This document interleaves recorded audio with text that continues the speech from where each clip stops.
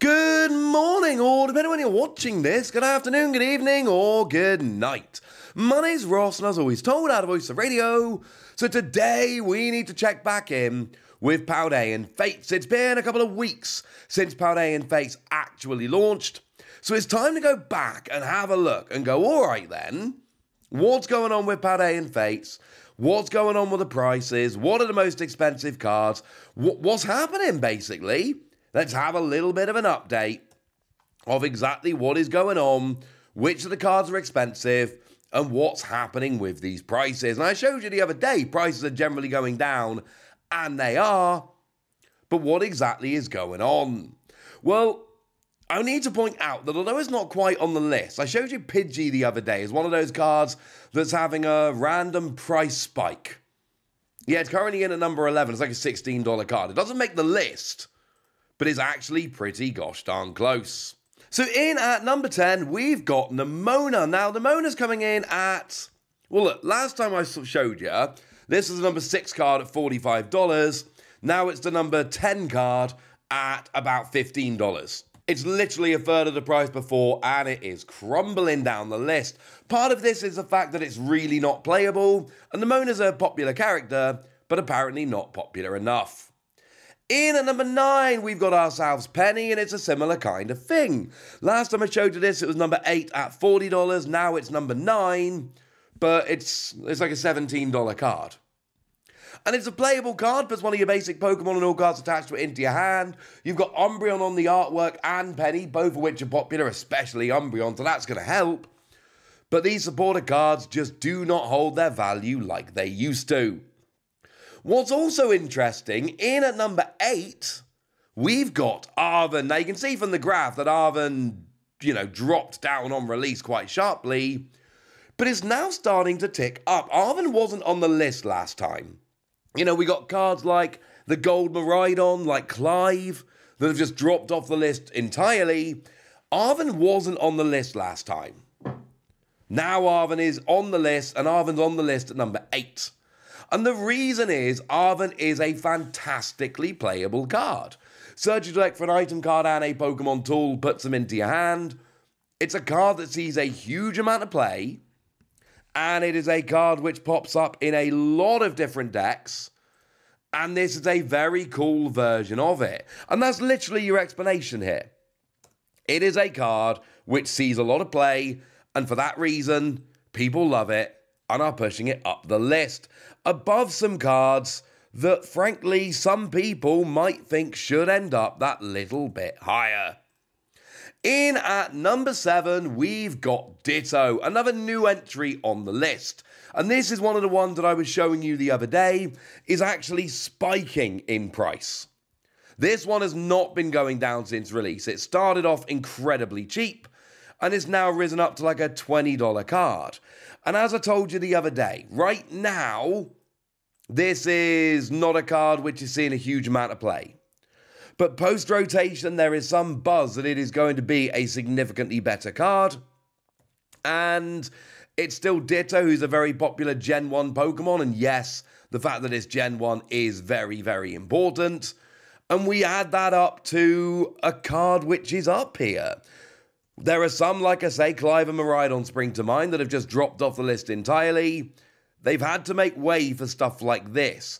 This, I think it's fair to say, is not exactly one that a lot of people were thinking was going to be all of a sudden just jumping up onto this list. I don't think many people thought this was going to be a top 10 card in the set, but the data's out there, ladies and gentlemen, and this is where we are. It's coming in at number 7. In at number 6, we've got Charmander. Charmander's actually jumped up as well. It was number 9 last time. It's number 6 this time. Price-wise, it did go down on release, which is what we would expect from the vast majority of cards. There has since been a little bit of a recovery. Not a huge recovery. It's nowhere near where it was when people were trying to sell it at pre-sale prices, for instance.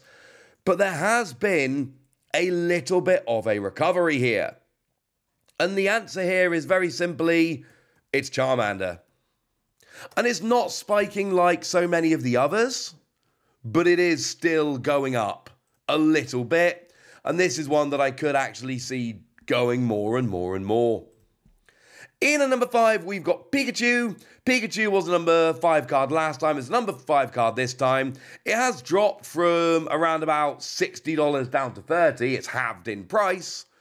But in terms of proportional to other cards, in terms of its place on the listing, yeah, Pikachu's rocking in at number 5. And Pikachu is always going to go down in price because these cards tend to. But then by the same token, it was always going to end up being a card which is on this list. Because it's Pikachu.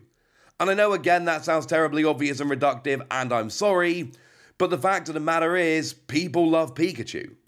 Pikachu is the most popular Pokemon for a reason. I still want to know what would happen in the alternate timeline. Apparently Clefairy was supposed to be the mascot, and they changed it short notice. I'd love to know what would have happened to Pokemon in this alternate universe where Clefairy is the mascot, but that's not the universe we live in. We live in the universe where Pikachu is the mascot, and Pikachu is always going to be number 1. I mean, it's number 5, but in terms of regular shinies, number 1. Now, we've had a bit of time to shake out, and interestingly enough, and this is very interesting to me, Iono's ended up at number 4. I had Iono pegged as an absolute dead nut top 3 card.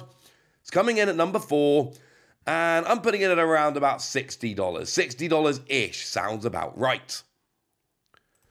And don't get me wrong, the other day when I showed you Iono, it was a number 3 card at $100.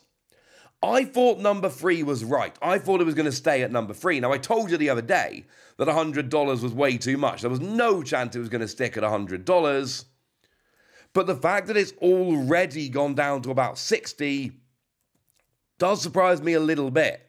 I expected this to be above the number 3 card in the set. Now, part of the reason for this is really simple. We've got a really nice Iono in Paldea Evolved, and I know some people are going to prefer this and some people are going to prefer that. That's really not the point, frankly. The point is we have another fancy version of it. So when we have another fancy version of it, people can choose between the fancy versions, and that pushes the price of both fancy versions down because, well, like I say, you have a choice. It's still Iono, which is still one of the most played cards in the game, frankly. And it's still Iono, who's one of the most popular characters in the game, quite frankly. But I really do believe having 2 fancy versions is what's pushing the price down. Now, in at number 3, we've got Gardevoir, and this confuses me greatly. Gardevoir shouldn't be number 3. I can accept Gardevoir as number 4. Gardevoir as number 3. I mean, look, it's number 3 right now, let's be clear, and it may well stay there. I still think long-term Iono jumps it. We'll have to wait and see. And anyone that checks out my Whatnot streams, and remember I've got my invite code whatnot.com/invite/thewassie, but anyone that does, we did a big opening of 50 packs of Paldea Fates. Oh, the code gets you a £10 credit on Whatnot and supports the channel, so come on. It's got to be done. Doesn't have to be done, obviously, but you know, be nice if it was. My point is, we pulled 2 of these, and it was lovely. It was wonderful. Somebody said it was their absolute chase card, and we pulled it for them, and it was awesome. But a $70 card, like when I showed this to you the other day, I said it was a $90 card. And it was number 4, and I told you I was putting it at $90, but the price was all over the place, so take it with a pinch of salt. Well, now it's sitting at a $70 card, which is slightly cheaper, but it's gone up to number 3. It's jumped over Iono. And look, it's Gardevoir who's popular. It's one of the best decks in the format. I understand all of this. I just didn't see this one coming. Now, in at number 2, quite obviously, it's Mew. And Mew is doing that rare thing of being a chase card that goes up in price. Now, it did crash on release exactly as I predicted. The vast majority of cards do. The difference with Mew and what it's done differently to so many other cards out there is that it rebounded pretty gosh darn quickly and pretty gosh darn hard. Like, this started life, you know, pre-sale was $140. It dropped down to $90 when the set released, but now it's up to like $135. It's very close to being there. And I've told you that artwork-wise, Uzgoman is the only card they've done. They do amazing work over on Twitter. It's one of the coolest cards out there. The artwork is amazing. Mew is obviously a spectacularly playable card. No argument there. But should it really be this high? And the answer is, apparently yes. But in at number 1, we got Charizard, obviously.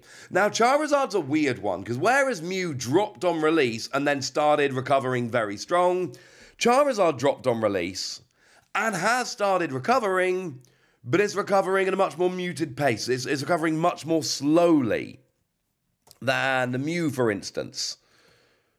Which is generally what we would expect. This isn't Charizard being weird. This is Mew being weird.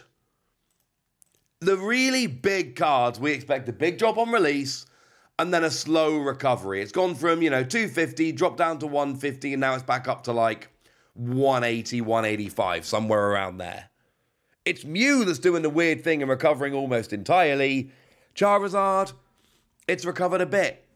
It's going all right. It's Charizard, right? It's going to be number 1. Charizard's always number 1.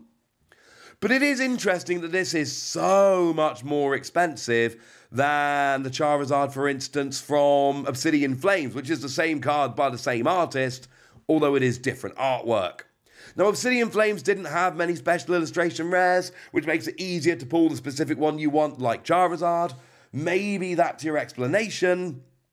But honestly, yeah, Charizard's a big deal, and it's always going to be number 1. So there we go, there's a new top 10. We've had some cards jumping on, we've had some cards spiking in price, some cards recovering, we've had new cards entering. It's been a weird couple of weeks for these prices, and I thought it was time for an update. But now it's over to you guys. Tell me which of these cards you're excited about, tell me which ones you've pulled, tell me which ones you're going to be picking up, tell me anything you want to tell me in the comment section. Go nuts! Be nice. And then make sure you like this video, subscribe to this channel, follow me on Twitter at TheWasi. That's where we talk about Pokemon and a whole bunch of other card games.